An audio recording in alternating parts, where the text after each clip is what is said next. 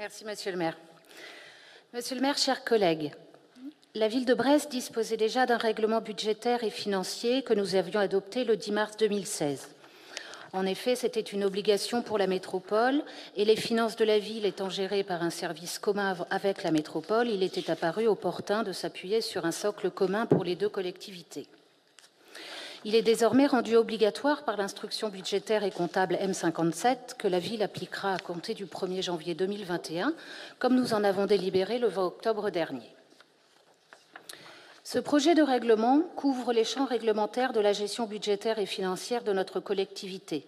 Le rapport indique aussi qu'il ne s'apparente pas à un guide de procédure, mais qu'il en constitue la base de référence. Nous pensons donc qu'au-delà des aspects strictement réglementaires, il importe que notre Assemblée puisse se prononcer sur les modalités les plus importantes qui vont déterminer la manière dont les choix budgétaires lui seront présentés et mis en œuvre.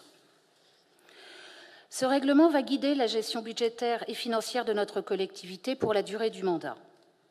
C'est pourquoi nous aurions trouvé judicieux qu'un groupe de travail soit mis en place afin de pouvoir travailler ensemble sur ce sujet qui présente certes des aspects techniques, financiers et comptables, mais qui intéresse aussi très directement le fonctionnement de la démocratie locale.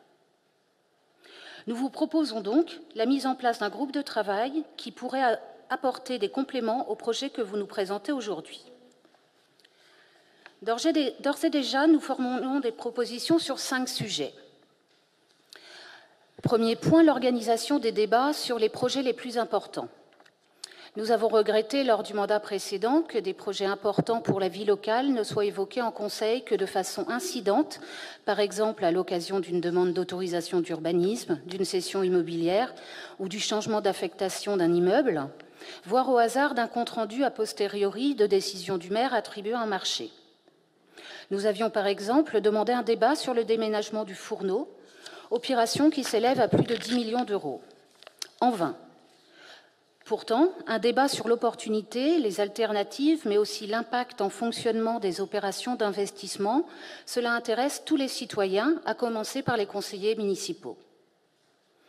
Nous souhaitons donc pouvoir insérer dans le règlement budgétaire et financier un article prévoyant que tous les projets supérieurs à un certain seuil fassent l'objet d'un débat distinct. En deuxième point, le régime des subventions. Lors du précédent mandat, les débats d'orientation budgétaire ont été organisés entre mi-décembre et début février et le vote du budget entre fin janvier et fin mars. Nous sommes ainsi amenés en fin d'année à voter, comme le rappelait M. Guével tout à l'heure, des subventions aux différents organismes qui offrent des activités d'intérêt local pour leur permettre de démarrer l'année sans rupture. Ce n'est que dans le courant de l'année qu'a lieu le vote principal, déterminant le montant de la subvention pour l'année en cours, souvent cadré par une convention pluriannuelle. Alors notre groupe comprend la nécessité d'une telle anticipation. Mais cette méthode a pour inconvénient de diluer l'examen de l'apport des activités ainsi subventionnées à la vie locale. C'est pourquoi nous souhaitons voir insérer dans le règlement budgétaire et financier un chapitre sur le régime des subventions versées, définition des conditions à remplir, modalités de calcul et dispositifs de contrôle. Sans doute est-ce là aussi qu'il serait pertinent d'inscrire les objectifs de la collectivité en matière de démarche éthique des associations subventionnées. En troisième point, la tarification. À l'occasion des lettres de cadrage interne à la collectivité, des taux directeurs sont définis selon l'importance ou non du contenu en dépenses de personnel. Ces taux directeurs sont appliqués à la tarification des différentes prestations de services. Il serait bon que cette méthode figure dans le règlement budgétaire et financier et que les modalités de son calcul soient précisées et présentées au Conseil. En quatrième point, la gestion patrimoniale. Le passage à la M57 renforce les préoccupations patrimoniales. Elles revêtent bien sûr un aspect comptable. Il s'agit de pouvoir mieux apprécier la réalité de la valeur de nos actifs. Mais ce patrimoine, c'est ce qui permet à la collectivité d'agir, d'exercer ses compétences au service de la population. Bien entendu, cela va dépendre de son état, des dépenses d'entretien que l'on va devoir consentir pour son maintien en conditions opérationnelles et de son usage. À cet égard, nous sommes toujours dans l'attente des résultats des travaux d'inventaire du patrimoine immobilier de la collectivité, pour lequel des crédits ont été votés il y a maintenant 4 ans et qui devaient permettre d'élaborer une stratégie immobilière. Ce travail nous a été annoncé d'abord pour fin 2018, puis pour fin 2019, et nous sommes en fin 2020. C'est donc à l'aveugle que l'on nous demande régulièrement de nous prononcer pour des acquisitions, des aliénations, des travaux, des changements d'affectation, sans que nous disposions de cet inventaire. Voilà encore un sujet qui trouverait naturellement sa place dans un règlement budgétaire et financier.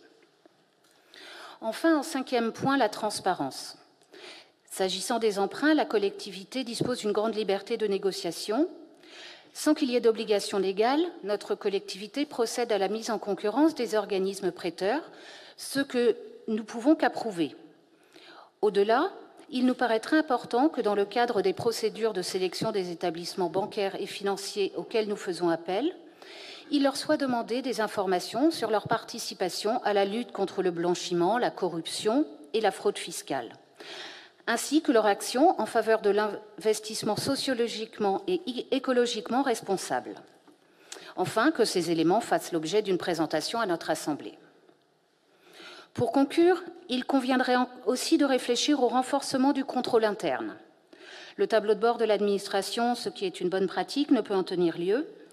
Nous sommes également disponibles pour aborder ce sujet, car la qualité du contrôle interne est un élément du crédit de la collectivité tout entière.